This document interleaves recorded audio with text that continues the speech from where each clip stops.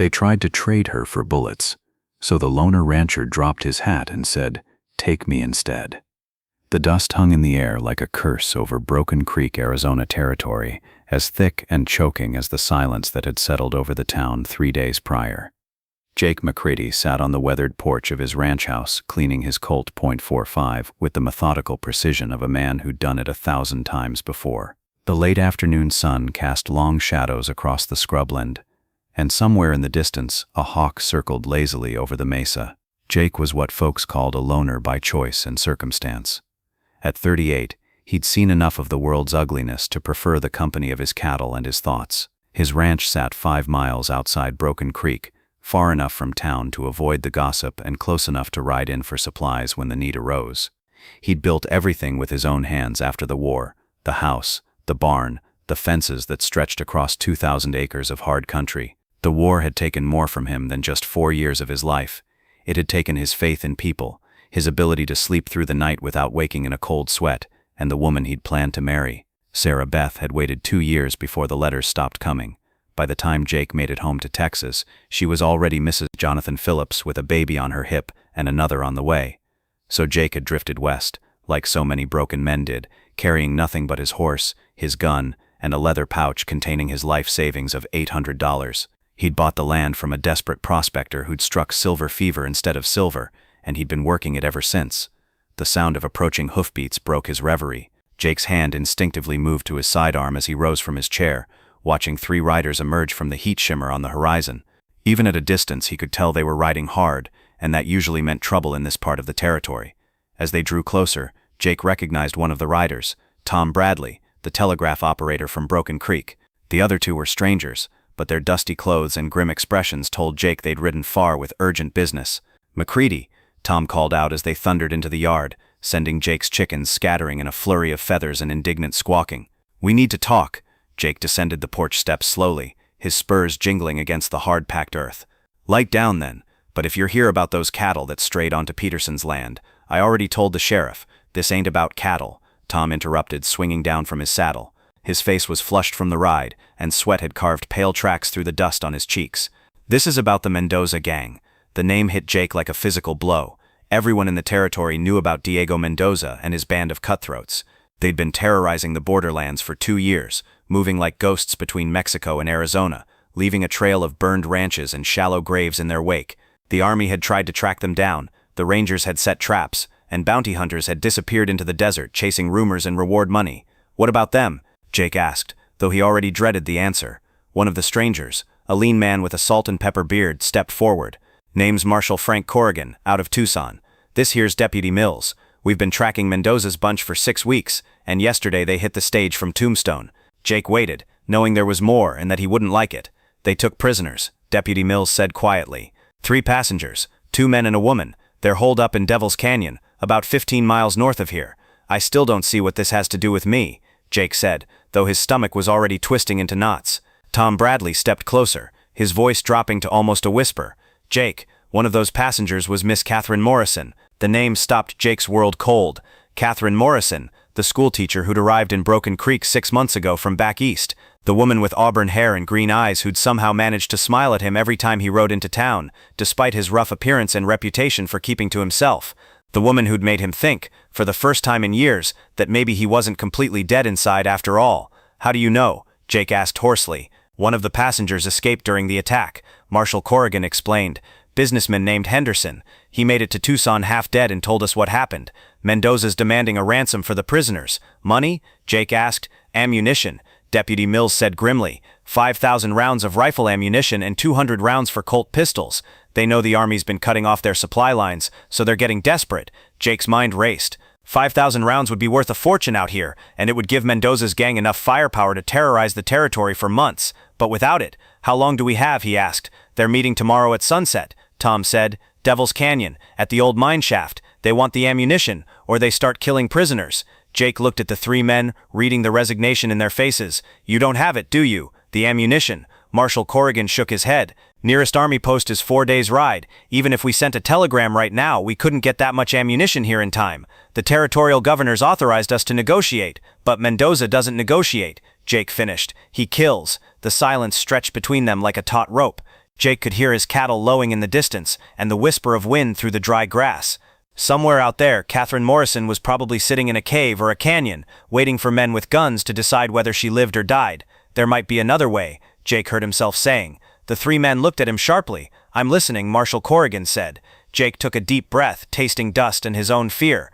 "Mendoza knows me. We have history." "What kind of history?" Deputy Mills asked suspiciously. "The kind that ends with one of us dead," Jake replied.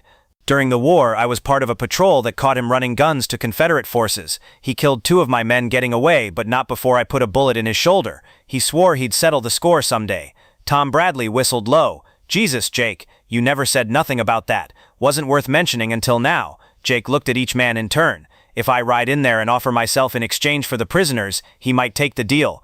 His pride's been eating at him for 15 years. Chance to kill the man who marked him might be worth more than ammunition to him."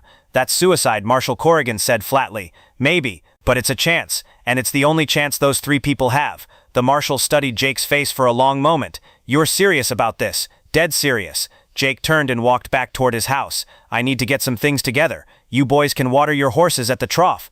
"McCready," Tom called after him. "You know this is probably a one-way ride." Jake paused at his door and looked back at the men standing in his yard. "Tom, I've been riding toward death for 20 years. At least this time it might mean something." Inside his house, Jake moved with the efficiency of a man who'd faced death before. He loaded his rifle and checked his pistol, filled his canteen, and gathered enough hardtack and jerky for a day's ride. From a wooden box under his bed, he retrieved a small leather journal filled with his careful handwriting, accounts of his life on the ranch, his thoughts about the changing territory, and lately his observations about a certain schoolteacher with auburn hair. He wrote quickly on the last page, "If anyone reads this, my name was Jacob Wesley McCready. I owned the Broken Creek Ranch for 12 years, and I tried to be a good neighbor and an honest man. I never found the peace I was looking for after the war, but maybe this last thing will balance the scales some. The ranch and everything on it goes to Catherine Morrison, if she survives. If not, sell it and use the money for the school. Minervin J.T. Jed W. McCready." He signed it, folded the journal, and left it on his kitchen table. When he emerged from the house, he found the 3 men waiting by their horses. Marshal Corrigan looked troubled. "I can't officially sanction this," the marshal said. "But unofficially, I respect what you're trying to do. Just make sure you're in position when the shooting starts," Jake replied, checking his saddle cinch. "If I can get those prisoners free, they'll need cover to get out of there." "We'll be ready," Deputy Mills promised. Jake mounted his horse, a sturdy buckskin gelding named Chester, and looked down at Tom Bradley. "Tom, will you do me a favor? Name it. If this goes bad, tell Miss Morrison that. Tell her I thought she deserved better than what this territory had to offer her. Tell her she made an old soldier remember what it felt like to hope for something." Tom nodded solemnly. "I'll tell her, Jake." The ride to Devil's Canyon took Jake through some of the most desolate country in Arizona Territory. The landscape was all red rock and thorny scrub, broken by deep arroyos and towering mesas that looked like the broken teeth of some ancient beast. The sun beat down mercilessly, and heat waves danced across the desert floor like spirits of the dead. Jake knew this country well. He'd hunted here, tracked strays here, and once spent 3 days pinned down by Apache raiders in these same canyons. Every rock formation was familiar, every water hole marked in his memory. If he was going to die today, at least it would be in country he understood.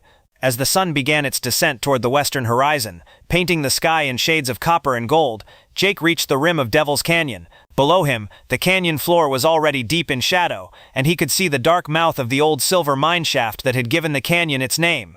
Legend said a prospector had disappeared in that shaft 20 years ago, swallowed by the earth itself.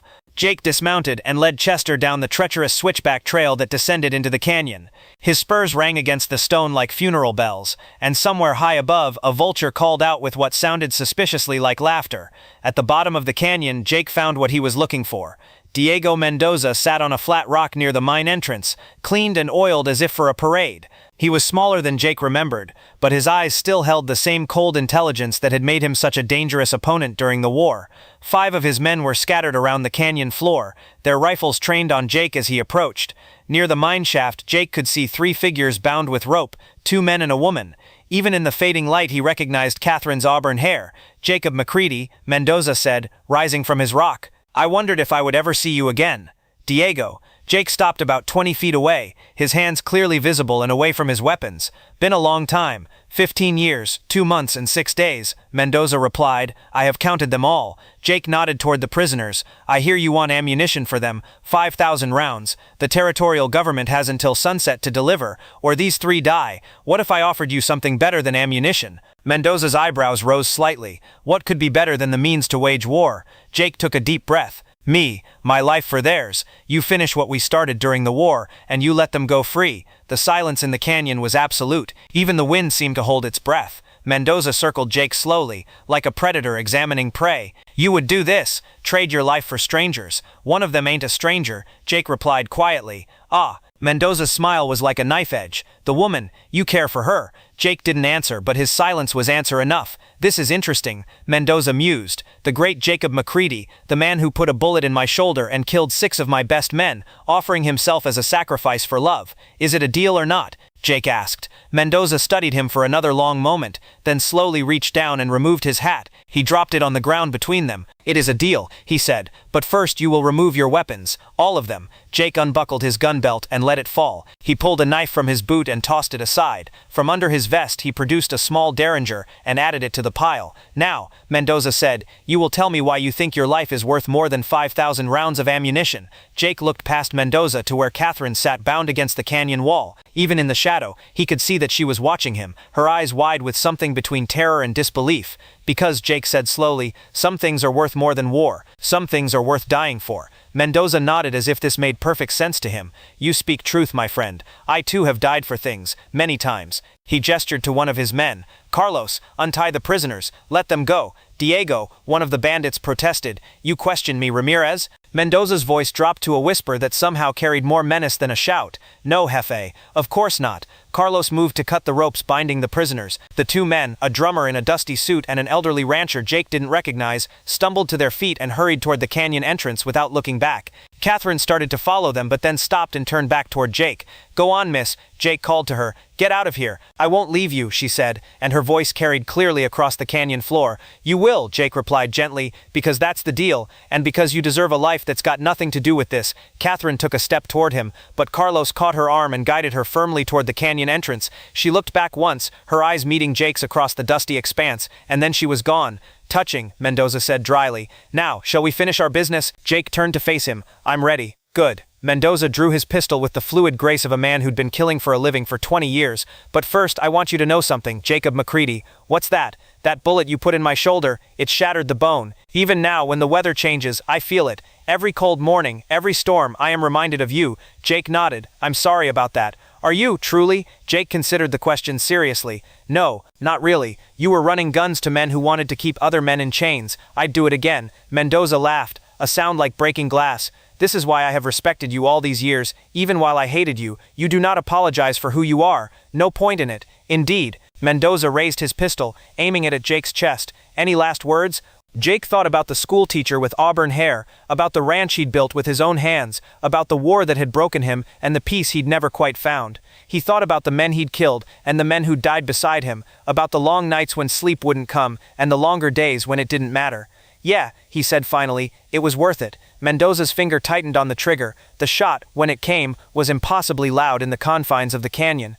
Jake felt the impact like a sledgehammer blow to his chest, driving him backward to his knees. The world tilted sideways, and he found himself looking up at the narrow strip of sky visible between the canyon walls. Above him, Mendoza was saying something, but the words seemed to come from very far away. Jake could taste copper in his mouth and feel something warm spreading across his shirt front. In the distance, he thought he could hear more gunshots, but they sounded like firecrackers at a church social. He tried to focus on Mendoza's face, but it kept swimming in and out of focus. The Mexican was kneeling beside him now, and Jake could see his lips moving. What? Jake managed to whisper. I said, it was an honor to know you, Jacob McCready, Mendoza repeated. In another life, we might have been friends. Jake tried to laugh, but it came out as a cough that brought more copper taste to his mouth. In another life, maybe we'd have had better sense than to be soldiers. The gunshots were getting closer now, and Jake could hear men shouting. Mendoza looked toward the canyon entrance, his face grim. "Your friends are coming," he said. "I must go." "Diego," Jake called weakly as Mendoza started to rise. "Yes? Thanks for keeping your word. About the prisoners." Mendoza paused, looking down at the dying man. "A deal is a deal, my friend, even among thieves and killers." Then he was gone, and Jake was alone on the canyon floor. Above him, the sky was deepening from copper to purple, and the first stars were beginning to appear. He thought about the ranch, about the cattle that would need feeding, about the garden Catherine had suggested he plant behind the house. He thought about her eyes, green as spring grass, and the way she'd smiled at him that last time he'd ridden into town. He thought about the words he'd never said, and the life he'd never had the courage to ask for. The gunshots were very close now, and Jake could hear Marshal Corrigan's voice calling his name, but it seemed to come from the bottom of a very deep well, and Jake found that he didn't have the strength to answer. Instead, he closed his eyes and let himself drift. Somewhere in the distance, a hawk called across the mesa, and the wind whispered through the sage. It sounded almost like a woman's voice, soft and forgiving, calling him home. When Marshal Corrigan and his men found Jake McCready, he was lying on his back in the dust of Devil's Canyon, his eyes closed and a slight smile on his face. The setting sun painted the canyon walls the color of blood and gold, and somewhere high above, a hawk circled lazily in the dying light. They buried him 3 days later in the little cemetery behind the church in Broken Creek. Half the town turned out for the funeral, including faces Jake had never seen in life but who'd heard tell of what he'd done. Catherine Morrison stood at the graveside in a black dress, her eyes dry but her hands shaking as she placed a single wildflower on the fresh earth. Marshal Corrigan read from the Bible, and Tom Bradley said a few words about a man who'd kept to himself but had been a good neighbor when it mattered. But it was Catherine who had the last word, speaking so quietly that only those closest to the grave could hear her. "He said I deserved better than what this territory had to offer," she said, her voice steady despite the tears on her cheeks. "But he was wrong. This territory gave me him, even if it was only for a little while, and that was more than I ever dared hope for." 2 weeks later, when the territorial court processed Jake's will, Catherine Morrison found herself the owner of a 2,000-acre ranch 5 miles outside Broken Creek. She hired Tom Bradley's nephew to help her run it, and within a year she'd turned it into one of the most prosperous spreads in the territory. She never married, though she had suitors aplenty. Instead, she lived alone in the house Jake had built, tending his cattle and his memory with equal care. On quiet evenings, she would sit on the porch where he'd sat, watching the sun set over the mesa and listening to the wind whisper through the sage. And sometimes, when the light was just right, and the breeze carried the sound of lowing cattle across the range, she could almost hear his voice calling her name across the empty miles, gentle as a prayer, and constant as the turning of the seasons. In the end, they said Jake McCready had found his peace at last, there in the dust of Devil's Canyon with a gun in his hand, and love in his heart. And maybe that was true. Or maybe peace was what he'd left behind in the life he'd saved, the ranch he'd built, and the memory of a man who'd discovered in his final moments that some things were indeed worth dying for. The territory changed, as territories do. Towns grew into cities, railroads crossed the desert, and the old ways gave ground to the new. But in Broken Creek, they still told the story of the loner rancher who'd traded his life for love, and how sometimes, if you listened carefully to the wind across the mesa, you could still hear him calling across the years, a voice like distant thunder, gentle as rain, and constant as the turning of the stars. The end.